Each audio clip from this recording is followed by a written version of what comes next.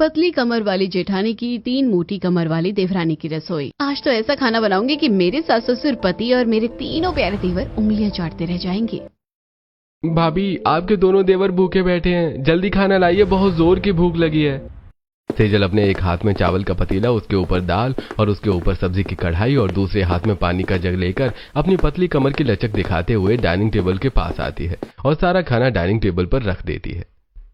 भाभी, आपकी पतली कमर कितनी अच्छी लगती है। आप अपनी पतली कमर की वजह से कितना भी सामान उठाकर बैलेंस बनाकर चली आती हो। क्या ननद जी, आप भी सभी के सामने मेरी पतली कमर की बातें करती हैं। अरे बहू, इसमें शर्माने वाली कौन सी बात है। तेरी पतली कमर है ही इतनी लाजवाब। तू एक हाथ में 3 बर्तन और दूसरे हाथ में जग लेकर आई है। मैं और तेरी नंद तो इतना सामान उठाते ही गिरा देंगे और तू इन्हें लेकर आराम से चली भी जाती है और रसोई में कितने सारे काम बड़ी फ्लेक्सिबिलिटी से भी कर लेती है, सिर्फ अपनी पतली कमर की वजह से। आपकी बात तो सही है, मेरी पतली कमर की वजह से ना मुझे काम करने में काफी आसानी होती है। बहू, तुम्हारी एक खूबी और है, तुम खाना भी बहुत टेस्टी खाना बनाती हो। दिल खुश हो जाता है सुबह सुबह तुम्हारे हाथ का खाना खाकर। हाँ भाभी, खाना तो आप एक नंबर बनाती हैं। इसी तरह हंसते हुए सेजल अपने तीनों देवर और सभी के साथ नाश्ता करती है और इसी तरह आज का दिन बीतता है। और एक दिन सेजल अच्छे से तैयार होकर अपने पूरे ससुराल के साथ फंक्शन में पहुंची होती है। विक्रम, ये मेरी वाइफ सेजल। अरे वाह, तू तो बड़ा लकी है यार। भाभी की कमर कितनी पतली है। यार, तू सच कह रहा है, मेरी बीवी जैसी पतली कमर तो किसी की नहीं है। रियली सेजल, आपकी पतली कमर तो कमाल की है। यहाँ तो कमर का कमरा बना हुआ है। नहीं, मेरी कमर इतनी भी कुछ खास पतली नहीं है, आप लोगों की ही कमर जैसी है। हाँ, पूरे पार्टी में आप जैसी पतली कमर किसी की नहीं है, इतराना तो बनता ही है। औरतों की बातें सुनकर सेजल शर्माते हुए फंक्शन में पहुंचे अपने रिश्तेदारों के पास आती है। नमस्ते बुआ सास। अरे बहू, सिर्फ पतली कमर बहू बनकर तारीफ ही लेती रहोगी या देवरों के लिए कुछ देवरानियां लाकर पतली कमर वाली जेठानी भी बनोगी? हाँ, क्यों नहीं। मेरे 3 देवर की शादी होगी तो मेरी देवरानियां तो आएंगी ही। बहू, अब तो तेरे देवरों के लिए देवरानियां लाना तेरा काम है। अब तुझे देखना है कि तू अपने देवरों के लिए कैसी देवरानियां लाती है, अपनी जैसी पतली कमर वाली या फिर मोटी कमर वाली। इसी तरह फंक्शन खत्म होता है और सभी अपने घर लौट आते हैं और अगले दिन दोपहर में सेजल अपने तीनों देवरों से एक कमरे में बैठकर बातें कर रही होती है। देवर जी, आप लोगों के लिए देवरानी ढूंढने की जिम्मेदारी माँ जी ने मुझे दी है। अब आप लोग बताइए, आप मेरे लिए कैसी देवरानी लेकर आएंगे?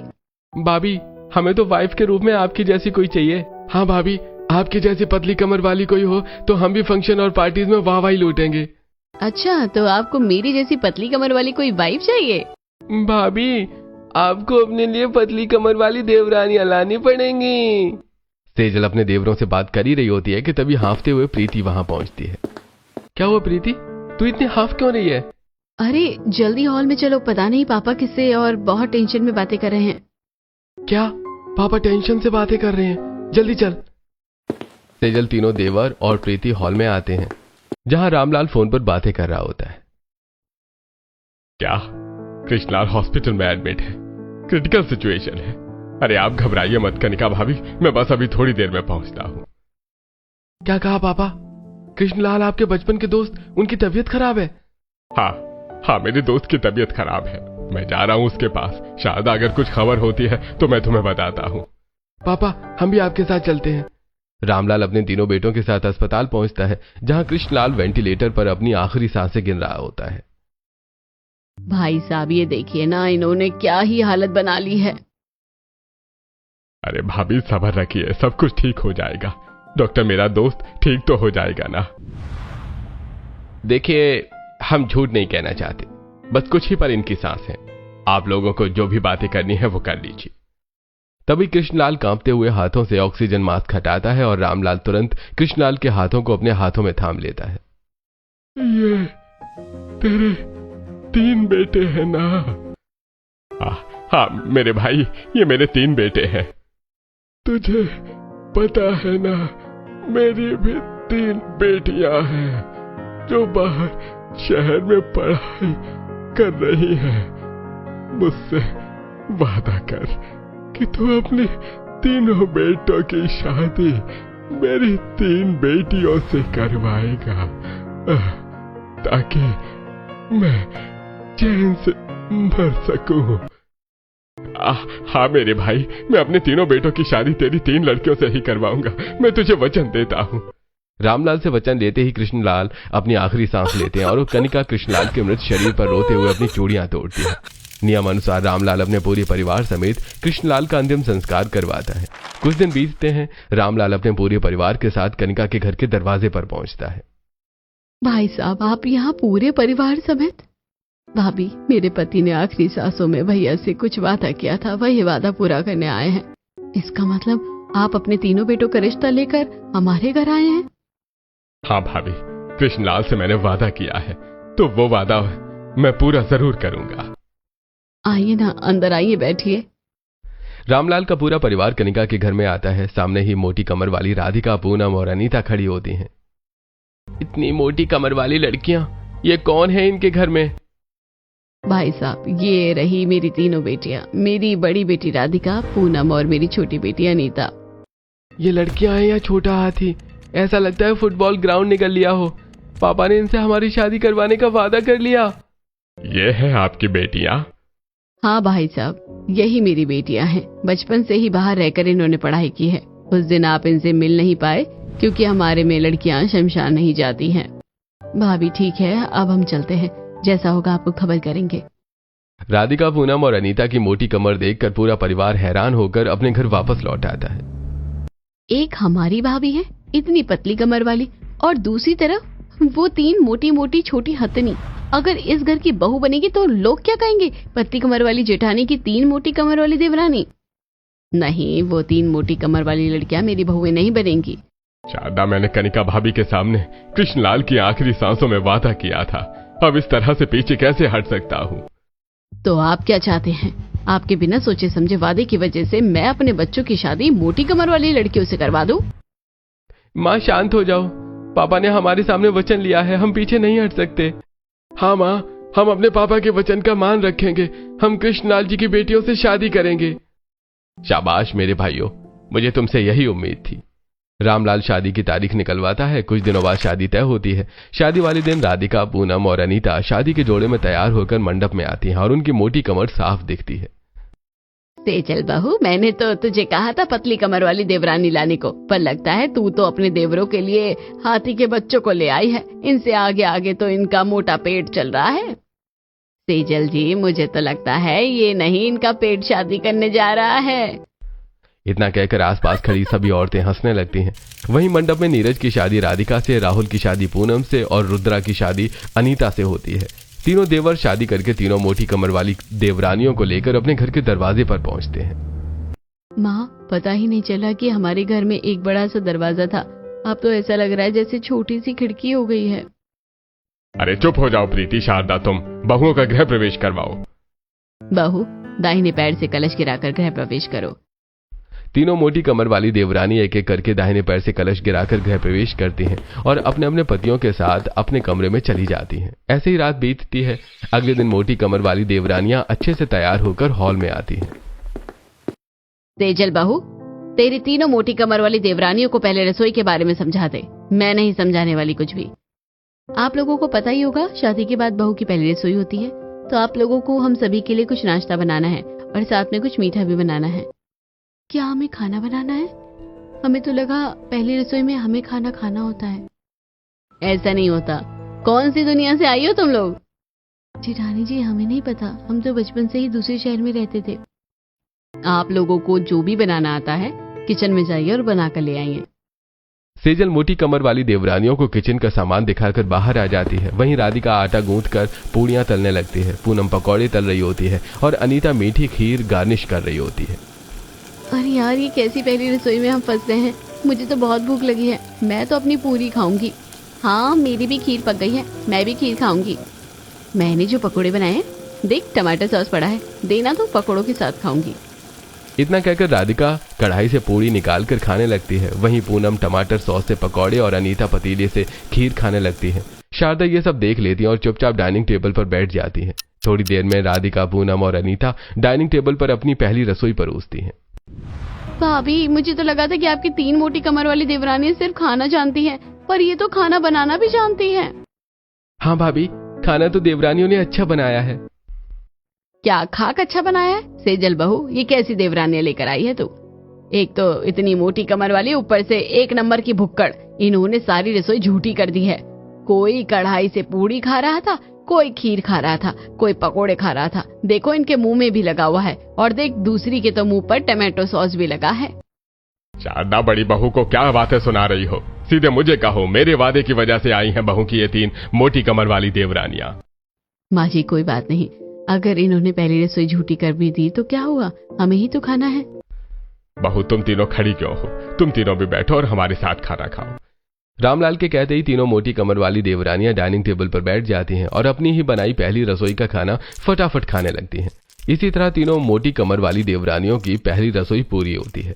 अब ऐसे ही कुछ दिन बीतते हैं और एक दिन पतली कमर वाली सेजल अपनी तीनों मोटी कमर वाली देवरानियों के साथ सब्जी मंडी आई होती है। जी बताइए, आपको क्या दूं? भैया मुझे थोड़े आलू, टमाटर और धनिया पत्ता दे दीजिए। अरे वाह, कच्चे आम, ये तो बड़े अच्छे लगेंगे खाने में। हाँ भैया, कितने हुए मेरे? जी आपके 400 रुपये हुए। भैया सब्जी को क्या सोने की मिट्टी में उगाया है? ये आलू टमाटर के 400 रुपए हो गए। अरे आपकी सब्जियों के तो 70 रुपए हुए हैं। बाकी पैसे इन 3 मोटी लड़कियों ने जो आम खाए हैं उसके हैं। देवरानी जी, ये क्या कर रही हैं आप लोग? हम सब्जी मंडी सब्जी खरीदने आए हैं, ना कि कच्ची सब्जियां खाने। रखिए इन्हें। आप तो ककड़ी के जैसे पतली हैं और हमें खाने से मना करती हैं। अब भूख लगे तो आदमी खाना भी ना खाए। सेजल पैसे देकर अपनी देवरानियों के साथ घर की तरफ बढ़ती है। तभी रास्ते में कांति और शांति मिलती हैं। अरे अरे, वो देखो पतली कमर वाली जेठानी की 3 मोटी कमर वाली देवरानी। और सेजल बहू, तेरी 3 मोटी कमर वाली देवरानियों की रसोई कैसी चल रही है? तुझे कुछ खाने को मिलता है या फिर तेरी मोटी कमर वाली देवरानियां ही सब खा जाती है? अरे मोटी किसे कह रही हैं आप? आप भी खा पी कर मोटी हो जाइए। आप लोग हमारा मजाक उड़ा रहे हैं। देवरानी जी, आप लोग घर चलिए। आंटी, अब हम चलते हैं। इतना कहकर सेजल अपनी तीनों मोटी कमर वाली देवरानियों को लेकर घर चली जाती है। कुछ दिन बीतते हैं और एक दिन तीनों मोटी कमर वाली देवरानियां रसोई घर में खाना बना रही होती हैं। राधिका जमीन पर दोनों पांव फैलाकर आटा गूंथ रही होती है। वहीं दूसरी तरफ पूनम अचार खाते हुए बर्तन सजा रही होती है और अनीता कच्ची सब्जियां काटते हुए कच्ची सब्जियां ही खा रही होती है। ये क्या राधिका दी, आपने तो आटा गीला कर दिया। मुझे आटा गूंथना थोड़ा ना आता है यार, अब मैं क्या करूं? माँ, उस दिन तो गेट खिड़की जैसा लग रहा था, पर आज ये हमारा इतना बड़ा रसोई घर ऐसा लग रहा है जैसे कोई छोटा सा पिंजरा हो। झुकने तक की जगह नहीं लग रही है। अरे तेरी पतली कमर वाली भाभी नहीं है जो रसोई घर खाली खाली लगेगा। तेरी पतली कमर वाली भाभी की 3 मोटी कमर वाली देवरानियां हैं। जरा देख तो सही। सासू माँ, अब आप भी हमारी पतली कमर वाली जेठानी की वजह से हमें ताने मारेंगी? क्यों ना मारू ताने, पूरे फर्श पर तुम लोगों ने गीला आटा फैला रखा है और वो अचार खाते हुए सारे बर्तन झूठे कर दिए हैं। और तू सब्जियां काट कम रही है, खा ज्यादा रही है। तुम लोग निकलो मेरी रसोई से। अरे पहले मुझे तो उठाओ, मैं ऐसे कैसे उठूं? पूनम और अनीता राधिका का हाथ पकड़कर उसे खींच कर उठाती हैं और तीनों मुंह लटकाए रसोई से बाहर निकलती हैं। तभी दरवाजे में फंस जाती हैं। अरे राधिका दीदी, ये क्या, मुझे फंसा दिया? मैंने क्या किया? मैं खुद फंसी हुई हूँ। आप लोग वहाँ खड़े खड़े क्या देख रही हैं? हम दरवाजे में फंस गए हैं, हमें निकालिए। सेजल बहू, तेरी देवरानियां हैं, तू ही निकाल। मेरी तो इन्हें खींचने में कमर ही टूट जाएगी। सेजल अनीता का हाथ पकड़कर खींचती है और अनीता सेजल के ऊपर गिर जाती है। अरे बाप रे, पतली कमर वाली जेठानी के ऊपर गिरी मोटी कमर वाली देवरानी। भाभी, आपकी पतली कमर लगता है 2 इंच और पतली हो गई है। नंद जी, आपको मजाक सूझ रहा है? मुझे तो एक पल के लिए लगा कि मेरी जान ही निकल गई। और लाओ 3 मोटी कमर वाली देवरानियां। खुद तो पतली कमर की है और अपनी मोटी कमर वाली देवरानियां लाई है, तो यही होगा। सेजल अपनी कमर पकड़कर कमरे की तरफ चली जाती है। कुछ दिन बीतते हैं और एक दिन तीनों मोटी कमर वाली देवरानियां रसोई घर में होती हैं। तभी शारदा राधिका के पीछे आती है। क्या कह रही हो तुम यहाँ पर? राधिका के पीछे मुड़ते ही शारदा उसकी मोटी कमर से टक्कर खाकर पीछे की तरफ बढ़ने लगती है। अरे अरे, कोई! फिर शारदा पीछे खड़ी पूनम की मोटी कमर से टक्कर खाकर आगे बढ़ने लगती है। तभी सेजल शारदा को संभालती है। बहुत बहुत धन्यवाद बहू, तूने मुझे बचा लिया। क्या हुआ माँ, तुम इतनी जोर से क्यों चिल्लाई? हाँ माँ, क्या हो गया? अरे तेरी मोटी बीवी के पेट से मैं टकराकर पीछे की तरफ गिरने लगी, फिर दूसरी की मोटी कमर से टकराकर आगे की तरफ गिरने लगी। वो तो अच्छा हुआ सेजल बहू ने मुझे बचा लिया। माँ, इसका मतलब तुम्हारी बहुओं ने तुम्हें फुटबॉल बना दिया है? अरे तेरी बीवियां फुटबॉल जैसी है, मैं नहीं। और ये बताओ, तुम तीनों मोटी कमर वाली देवरानियां यहाँ क्या कर रही हो? तुम तीनों ये बताओ, रसोई में क्या बना रही हो? हम तो कुछ नहीं बना रहे। तो तुम लोग यहाँ क्या कर रही हो? कुछ नहीं, बस हम जा रहे हैं। ऐसे कुछ दिन बीतते हैं। एक दिन राघव और तीनों देवर अपने ऑफिस के बॉस और कुछ क्लाइंट्स को लेकर घर आते हैं। माँ, ये हमारे बॉस हैं, ये मिस्टर शंकर सेन और ये इनकी वाइफ हैं। आइए आइए बैठिए। आप लोग खड़े क्यों हैं? सेजल बहू, मैंने फ्रिज में मिठाई रखी है, जरा मेहमानों के लिए लेकर आओ तो, और पानी भी रखो। शारदा मेहमानों को सोफे पर बिठाती है और सेजल किचन में जाकर फ्रिज खोलती है। अरे इसमें तो मिठाई नहीं है, लगता है कि किसी ने खा ली होगी। कोई बात नहीं, चाय बनाकर बिस्किट नमकीन ही दे देती हूँ। सेजल बिस्किट और नमकीन का डिब्बा निकालती है जो खाली होता है। ये क्या, बिस्किट और नमकीन भी नहीं है? हे भगवान, अब इतने सारे मेहमानों को क्या परोसूं? अगर सिर्फ पानी दिया तो हमारी बेइज्जती हो जाएगी। तभी रसोई की खिड़की से सेजल को गली में खेलता हुआ सूरज दिखता है और सेजल उसे बुलाती है। हाँ आंटी, क्या हुआ? बेटा, पास की मिठाई की दुकान से थोड़ी मिठाई ले आओ। ठीक है आंटी, ले आता हूँ, पैसे दीजिए। सेजल सूरज को पैसे देती है और थोड़ी देर में सूरज खिड़की से मिठाई दे देता है। सेजल मिठाई लेकर मेहमानों को परोसती है और थोड़ी देर बाद सभी मेहमान चले जाते हैं। बहू, मैंने फ्रिज में खास मिठाई रखी थी, ये तो वो मिठाई नहीं थी। वो मिठाई कहाँ गई? तभी सेजल अपने मन में सोचती है, दीदी ये मिठाई तो बहुत टेस्टी है, मुझे बहुत अच्छी लगी। हाँ, ये चनाचूर और बिस्किट भी बहुत अच्छे थे। हे भगवान, माँ जी की लाई मिठाई और बिस्किट नमकीन मेरी देवरानियों ने खा ली। अगर माँ जी को पता चल गया तो महाभारत हो जाएगा। शाम होती है। शारदा घर में आती है। बहू, दोपहर को जो मिठाई आई थी वो मेरी मिठाई तो नहीं थी। मेरी मिठाई कहाँ गई? अब मुझे नहीं पता माँ जी, मुझे मिठाई नहीं मिली। मैंने तो बच्चे से मंगवा ली थी। अरे जरूर तेरी मोटी कमर वाली देवरानियों ने खाई होगी, उन्हीं की करतूत है ये सब। छोड़िए ना माँ जी, मेहमान तो खुशी खुशी चले गए ना, अब क्या फर्क पड़ता है किसी ने भी खाई हो। ऐसे कुछ दिन बीतते हैं और फिर एक दिन पूनम और अनीता एक सोफे पर बैठकर चिप्स और कुरकुरे खा रही होती हैं। देख अपनी बीवियों को कैसे भुखड़ों की तरह खा रही हैं। अरे थोड़ा आराम से खा लो, कोई तुमसे तुम्हारे चिप्स छीन कर थोड़ी ना भाग रहा है। माँ जी, हम आराम से ही खा रहे हैं। राधिका अपनी मोटी कमर लेकर सोफे के पास आती है। अरे अरे, अब तुम सोफे पर मत बैठना, वरना सोफा दम तोड़ बैठेगा। माँ जी, मैं सोफे पर बैठने नहीं आई हूँ, हम तीनों जा रहे हैं गोलगप्पे खाने। पहले हमें हाथ देकर उठा दो तो। पूनम हाथ बढ़ाती और राधिका पूनम का हाथ पकड़कर उसे खींचने लगती है। तभी राधिका फिसलकर सोफे पर गिर जाती है, जिससे सोफा टूट जाता है और तीन मोटी कमर वाली देवरानियां जमीन पर गिर पड़ती हैं। अरे राधिका, संभल के। अरे अनीता, आप लोग क्या कर रही हैं? हे राम, मेरा सोफा तोड़ डाला। बहू, तू ही संभाल अपनी तीन मोटी कमर वाली देवरानियों को। हाँ पापा, सच सच बताना, ये तीन मोटी कमर वाली देवरानियां जमीन पर गिरी हुई आलू के बोरों की तरह लग रही है ना? अरे चुप हो जा पगली, ऐसी बातें क्यों करती है? रुको रुको, हम लोग तुम्हें उठाते हैं। इतना कहकर नीरज, राहुल और रुद्र अपनी अपनी बीवियों को उठाते हैं। कोई नहीं, हमें कुछ नहीं हुआ, बस आप अपना नया सोफा ले लेना। अरे कोई बात नहीं बेटी, नया सोफा आ जाएगा। जेठानी जी, आप भी हमारे साथ चलिए गोलगप्पे खाने, बड़ा मजा आएगा। नहीं नहीं, आप लोग जाइए पानी पूरी खाने, मैं घर में ही ठीक हूँ। तीनों मोटी कमर वाली देवरानियां मुंह बनाकर पानी पूरी खाने घर से निकल जाती हैं। ऐसे कुछ दिन बीतते हैं और एक दिन चारों भाई अपनी अपनी बीवियों के साथ ऑफिस के फंक्शन में आए होते हैं। Welcome Raghav, welcome. तुम चारों भाइयों ने मिलकर मेरे बिजनेस को बहुत आगे बढ़ाया है। Thank you sir. Mister Raghav, ये आपकी वाइफ है? हाँ मैम, ये मेरी वाइफ है। वाओ मिसेज राघव, क्या वेल मेंटेन कमर है आपकी। राघव, तुम्हारे बाकी तीन भाई नहीं दिख रहे हैं, वो भी अपनी वाइफ के साथ आने वाले थे ना? हाँ सर, बस वो अभी आते ही होंगे। तभी पार्टी में तीनों भाई अपनी मोटी कमर वाली बीवियों के साथ आते हैं। चारों तरफ खाने की चीजें देखकर उनके मुंह में पानी आ जाता है। अरे पानी पूरी, दही बड़े, चाउमीन, कितना कुछ है खाने के लिए। अरे रुको, पहले बॉस और क्लाइंट से तो मिल लो। पहले पेट पूजा और उसके बाद काम दूजा। इतना कहकर राधिका, पूनम और अनीता खाने के स्टॉल पर टूट पड़ती हैं। राधिका एक हाथ में चाउमीन और एक हाथ में मंचूरियन लेकर खाने लगती है। पूनम पानीपुरी के स्टॉल पर और अनीता आइसक्रीम के स्टॉल पर खड़ी हो जाती है। भैया और आइसक्रीम दीजिए ना, ऊपर तक पूरी भरकर दीजिए। भैया पानीपुरी और तीखे बनाइए, चटपटे बनाइए, थोड़ा इमली भी डालिए। पार्टी में अचानक तीन मोटी कमर वाली देवरानियों को देखकर सभी हैरान होकर मजाक उड़ाने लगते हैं। ये पार्टी में भुखड़ों की टीम कहाँ से आ गई? आते ही खाने पर टूट पड़ी। अरे वो राघव जी है ना, जिनकी वाइफ की पतली कमर है, ये सब उन्हीं की देवरानियां हैं। वो देखो राघव अपने भाई से बात कर रहा है। अरे नीरज, राहुल, रुद्र, इन लोगों को कहो थोड़ा आराम से खाना खाएं।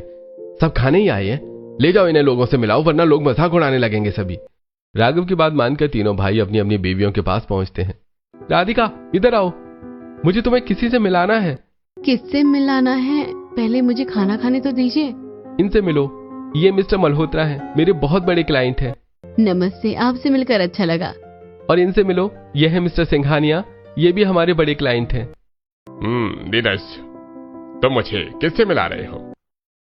ये मेरी वाइफ राधिका है। और ये राधिका कहाँ गई? वो तो मुझसे मिलते ही पानीपुरी के स्टॉल पर चली गई। वो देखो खा रही है। भैया, आपके गोलगप्पे बड़े छोटे हैं, मुझे 3 एक साथ दीजिए। पानीपुरी वाला राधिका को 3 गोलगप्पे एक साथ देता है और राधिका तीनों गोलगप्पे अपने मुंह में भर लेती है। वहीं दूसरी तरफ पूनम अपने पेट पर दही वड़े और मिठाइयां रखकर खा रही होती है और अनीता एक हाथ में कोल्ड ड्रिंक और दूसरे हाथ में आइसक्रीम लिए खड़ी होती है। नीरज, राहुल, रुद्र, तुम्हारी बीवियां तो लगता है जन्मों की भूखी है। पार्टी में आते ही खाने पर टूट पड़ी। हाँ, ये तो सच में बहुत मजेदार सीन है। देवर जी, आप लोग नाराज मत होइए, मैं अपनी देवरानियों को समझाती हूँ। भाभी, आपको जो समझना है समझाइए और इन्हें लेकर घर जाइए। हम घर जा रहे हैं, इससे ज्यादा बेइज्जती बर्दाश्त नहीं कर सकते। नीरज, राहुल और रुद्र अपनी बीवियों को छोड़कर पार्टी से चले जाते हैं। तभी सेजल अपनी देवरानियों के पास पहुंचती है। अरे तुम तीनों ये क्या कर रही हो? देखो तुम्हारे पति तुम्हें छोड़कर चले गए, तुमसे परेशान होकर। इसमें हमारी क्या गलती है? चलो यहाँ से, वरना मेरे देवरों की और बेइज्जती कराओगी। इतना कहकर पतली कमर वाली जेठानी अपनी तीनों मोटी कमर वाली देवरानियों को लेकर घर चली जाती है। ऐसे ही आज का दिन बीतता है और फिर अगले दिन सभी हॉल में खड़े होते हैं। राधिका, कल तुम खाने को देखकर पागल हो गई थी क्या? ऑफिस की पार्टी में तुम भुक्कड़ों की तरह खा रही थी। अरे तुम मेरे एक भी क्लाइंट से नहीं मिली, एक भी बिजनेसमैन से नहीं मिली, तो क्या फायदा तुम्हें पार्टी में लेकर जाने का? पूनम, तुम्हें मैं पैसे नहीं देता क्या? अगर तुम्हें खाने पीने का इतना शौक है तो मुझसे ले लेती। क्या जरूरत थी पार्टी में अपने पेट पर खाना रखकर खाने की? और अनीता, तुम भी कुछ कम नहीं हो। तुम्हारी वजह से मेरी बहुत बेइज्जती हुई। मेरी हिम्मत ही नहीं हुई कि मैं तुम्हारे पास आकर कहूँ कि चलो किसी से मिल लो, वरना तुम कुछ उल्टा सीधा बोल देती। अरे तुम अपनी पतली कमर वाली जेठानी से कुछ सीखती क्यों नहीं? ये भी तो पार्टी में गई थी, इसकी तो कोई शिकायत नहीं आई, बल्कि सभी इसकी पतली कमर की तारीफ करते हैं। और तुम लोग जहाँ जाती हो वहीं तुम्हारी मोटी कमर की शिकायतें आती हैं। ऊपर से भुकड़ों वाली हरकत, पूरे ऑफिस में मेरे बच्चों का नाम खराब कर दिया तुम तीनों ने। इतना कहकर सब तीनों मोटी कमर वाली देवरानियों को डांट लगाकर अपने अपने काम में लग जाते हैं। दीदी, हमने ऐसा भी क्या कर दिया कि सबने हमें इतना डांटा? हमने कुछ नहीं किया, हमें डांट पड़ रही है सिर्फ हमारी पतली कमर वाली जेठानी की वजह से। सब उनकी गलती है। हाँ भाभी, वही अच्छा बनने का ढोंग करती है जिसकी वजह से हमें इतनी डांट सुननी पड़ती है। आपकी तो ककड़ी की तरह पतली कमर है, पता ही नहीं चलता कि कुछ है भी या नहीं। और हम खाते पीती हैं तो हमें ताने सुनने पड़ते हैं। हम तो खाएंगे पिएंगे, जिससे जो कहना है कहता रहे। जेठानी जी को नहीं खाना है तो वो ना खाए। सबकी डांट खाने के बाद भी तीनों मोटी कमर वाली देवरानियों का पेट नहीं भरता और वो अपनी खाने पीने की आदतें जारी रखती हैं। ऐसे ही कभी किचन से बिस्किट और चानाचूर गायब हो जाता है और कभी डाइनिंग टेबल पर खाना लगने से पहले ही खत्म हो जाता है। ऐसे कुछ दिन बीतते हैं, घर वाले परेशान रहते हैं और पतली कमर वाली जेठानी अपनी तीनों मोटी कमर वाली देवरानियों से रोज परेशान होती है। तभी एक दिन पूरा परिवार हॉल में बैठा होता है। आज मेरे दोस्त की बरसी है। अगर वो जिंदा होता तो आज हम दोनों साथ बैठकर चाय पी रहे होते। पापा, कृष्णलाल जी आपके बहुत अच्छे दोस्त थे और अब तो वो आपके समधी भी हैं। अगर वो इस दुनिया में नहीं रहे तो हमें उनके लिए कुछ करना चाहिए। हाँ, वो हमारे समधी हैं, पर उनके लिए उनके घर वाले करेंगे, हम क्यों करेंगे? मम्मी, उनके घर में अब तो सिर्फ हमारी सास ही बची हैं, वो अकेले क्या करेंगी? हम भी अपने पापा की बरसी अच्छे से करना चाहते हैं और हम लोग अपने ससुराल में ही अपने पापा की बरसी करेंगे और मम्मी को भी यही बुला लेंगे। ये तो बहुत अच्छी बात बोली, बहुत अच्छा सोचा तुमने। ठीक है, तुम्हारे ससुराल में ही तुम्हारे पिता की बरसी होगी और तुम लोग अपनी माँ को भी यहीं बुला लेना। ठीक है, अगर बरसी करनी है तो करो, पर मैं एक बात बता दूं, सारा काम तुम तीनों को ही करना पड़ेगा, मुझसे कोई उम्मीद मत रखना। हाँ ठीक है, हम सारा काम कर लेंगे। अगले दिन से ही बरसी की तैयारी शुरू हो जाती है। घर में सारा राशन लाकर रखा जाता है और पंडित जी आते हैं। राम राम रामलाल जी, कहिए कैसे याद किया? अरे मैं अपनी समधी की बरसी करवा रहा हूँ तो उसी के बारे में कुछ नियम कानून जान लेते हैं। बड़ा आसान है, जो बरसी करवा रहा है उन्हें उस दिन उपवास रखना होगा और 5 ब्राह्मणों को भरपेट भोजन कराना होगा। बाकी विधि मैं देख लूंगा। क्या जो बरसी कर रहा है उसे भूखा रहना होगा? मतलब भाभी, आपको लगता है आपकी 3 मोटी कमर वाली देवरानी भूखी रह पाएंगी? क्यों नंजी, हम भूखे नहीं रह सकते क्या? हम भी भूखे रह सकते हैं। ऐसे ही आज का दिन बीतता है। अगले दिन घर में 5 ब्राह्मणों को बुलाया जाता है और पूजा पाठ शुरू होती है। वहीं दूसरी तरफ तीनों मोटी कमर वाली देवरानियां अपनी पतली कमर वाली जेठानी के साथ रसोई में खड़ी होती हैं। देवरानी जी, अब आप लोग ब्राह्मणों के लिए जो बनाना चाहती है वो बना लीजिए। वैसे ब्राह्मण को पूरी, खीर, सब्जी, लड्डू, पापड़ पसंद होता है, तो यही सब बना लीजिए। इतना कहकर सेजल रसोई से बाहर चली जाती है। देखा, घर वालों के सामने कितनी अच्छी बनती है हमारी पतली कमर वाली जेठानी। और आज जब इतना सब कुछ बनाना है तो हमें मेन्यू बताकर कमर मटकाती हुई चली गई। अरे मुझे तो बहुत जोर की भूख लगी है। सुबह से उठे 2 घंटे हुए, मैंने कुछ भी नहीं खाया। दीदी जल्दी जल्दी खाना बनाते हैं, तभी तो हम भी खा पाएंगे। इतना कहकर तीनों देवरानियां खाना बनाने में जुट जाती हैं। राधिका प्रसाद बनाने लगती है, पूनम पूड़ी और अनीता पकौड़े तलने लगती है। मैं सूजी और मिश्री डालकर इतनी टेस्टी डिश बना रही हूँ, इसे तो सबसे पहले मैं ही खाऊंगी। इतना कहकर राधिका भगवान के लिए बन रहा प्रसाद खा लेती है और अनजाने में प्रसाद झूठा कर देती है। ये पकौड़े देखकर तो मेरे मुंह में पानी आ रहा है। एक पकौड़ा खा लूंगी तो क्या फर्क पड़ेगा, वैसे भी पूजा तो हो ही गई है। इतना कहकर अनीता चुपके से पकौड़ा खा लेती है। वहीं रसोई के बाहर गंगाजल छिड़कता हुआ एक ब्राह्मण ये सब देख लेता है और वापस जाकर अपनी जगह पर बैठ जाता है। थोड़ी देर बाद राधिका भगवान के लिए बन रहा प्रसाद लेकर बाहर आती है। बाहू, कितनी देर लगा दी प्रसाद बनाने में? भला इतना समय लगता है भगवान का प्रसाद बनाने में? ये लीजिए पंडित जी भगवान का प्रसाद। रुक जाइए, पंडित जी प्रसाद को हाथ मत लगाइएगा। क्या हुआ महाराज, आप ऐसे क्यों कह रहे हैं? आपकी बहू ने इस प्रसाद को पहले ही झूठा कर दिया। यह प्रसाद भगवान को नहीं चढ़ाया जा सकता। क्या बहू, तुमने प्रसाद पहले ही झूठा कर दिया? नहीं माँ जी, मैंने प्रसाद झूठा नहीं किया। कौन है ये लड़की जो पूजा पाठ में झूठ बोल रही है? इसके मुंह पर प्रसाद लगा हुआ है और ये कह रही है कि मैंने प्रसाद झूठा नहीं किया, मैंने अपनी आंखों से देखा है। तुम लोग ही अपने पिता के लिए पूजा कर रहे हो और तुम लोग ही प्रसाद झूठा कर रहे हो। मैं खामखा खुश हो रही थी कि मेरी 3 मोटी कमर वाली बहुएं सुधर रही हैं, पर तुम लोग नहीं सुधरोगी। जाओ वापस से प्रसाद बनाकर लेकर आओ। सेजल दोबारा प्रसाद बनाकर लेकर आती है और पूजा संपन्न होती है। कुछ देर बाद 5 ब्राह्मण जमीन पर खाने बैठते हैं। राधिका सभी को खाना परोस रही होती है और अनीता पकौड़े लेकर आती है। हमें पकौड़े नहीं खाने हैं, वापस ले जाओ अपने पकौड़े। अरे महाराज, आप ऐसा क्यों कह रहे हैं? मेरी बहू ने बड़े प्यार से आप लोगों के लिए पकौड़े बनाए हैं। मैं तो सोच रहा हूँ कि पकौड़े क्या मैं आपके घर का कोई खाना भी ना खाऊं। आपकी बहुओं को जरा सी भी अकल नहीं है। उन्होंने पकौड़े झूठे करके हम ब्राह्मणों को खिलाने के लिए लेकर आए। पूछिए इनसे, इन्होंने पकौड़े झूठे किए हैं कि नहीं। माफ करिएगा महाराज, बच्चों से गलती हो गई। अरे हम ये गलती नहीं माफ कर सकते। हम नहीं खाएंगे आपके घर का खाना। चलो वापस, इनके घर से आज ब्राह्मण भूखे ही वापस जाएंगे। अरे देख रहे हो तुम लोगों की वजह से क्या हो रहा है? हमारे घर से ब्राह्मण भूखे जा रहे हैं। सेजल ब्राह्मणों के सामने हाथ जोड़कर खड़ी हो जाती है। हमें माफ कर दीजिए, मेरी देवरानियों को माफ कर दीजिए। वो नादान है, बाहर पली बड़ी है, उन्हें पूजा पाठ के नियम कानून नहीं पता है। नहीं नहीं, हम अब आपके घर का खाना नहीं खाएंगे। हम झूठन नहीं खाते हैं। महाराज, ब्राह्मण भगवान समान होता है, हम भी उन्हें झूठन खाना नहीं खिलाते हैं। आप लोग बस 5 मिनट बैठिए, मैं आपके लिए दूसरे पकोड़े तलकर ले आती हूँ। सेजल के बहुत समझाने पर ब्राह्मण दोबारा खाने पर बैठ जाते हैं। सेजल रसोई घर में जाकर फटाफट रसोई साफ करती है और सभी ब्राह्मणों के लिए पकौड़े तलकर लाती है और अपने हाथों से खाना खिलाती है। बस करो बेटी, पेट भर गया है। तुमने आज हमें खाना खिलाकर तृप्त कर दिया। भगवान तुम्हारी देवरानियों के पिता की आत्मा को शांति दे। आशीर्वाद देकर सभी ब्राह्मण वापस चले जाते हैं। अरे तुम लोगों को जरा भी अकल नहीं है क्या? ब्राह्मणों और भगवान को झूठा खाना खिला रही थी। इतनी भूख लगी थी कि तुमसे एक भी दिन अपने पिता के लिए भी भूख बर्दाश्त नहीं हुई। मम्मी जी, हमें माफ कर दीजिए, हमसे गलती हो गई। हम जानबूझकर ऐसा नहीं करना चाहते थे। आज जो गलती हुई है वो हम बर्दाश्त नहीं कर सकते। पहले हमारे घर वालों को परेशान किया, फिर ऑफिस और रिश्तेदारों के बीच हमारी नाक कटवाई और अब हमें पाप का भागीदार बना दिया। अब हम साथ नहीं रह सकते। अब हम तुम्हें डिवोर्स दे देंगे। माँ जी देखिए कैसी बातें कर रहे हैं, हमें डिवोर्स देने की बात कर रहे हैं। तुम लोगों की हरकतें ही ऐसी है तो कोई क्या करेगा। सभी अपने अपने कमरे में चले जाते हैं। तीनों मोटी कमर वाली देवरानियां सेजल और प्रीति हॉल में खड़ी रहती हैं। आपने जानबूझकर ये सब किया है ना, ताकि हमें घर से निकलवा सके? मैंने क्या किया? आपकी पतली कमर होने की वजह से ही हमें ताने मिलते हैं, आपकी वजह से ही हमें पार्टी में भी ताने मिले। आप लोगों का दिमाग खराब हो गया है। आपको पता भी है आपकी पतली कमर वाली जेठानी याद है जब आप चनाचूर और मिठाई लेकर अपने कमरे में चली गई थी?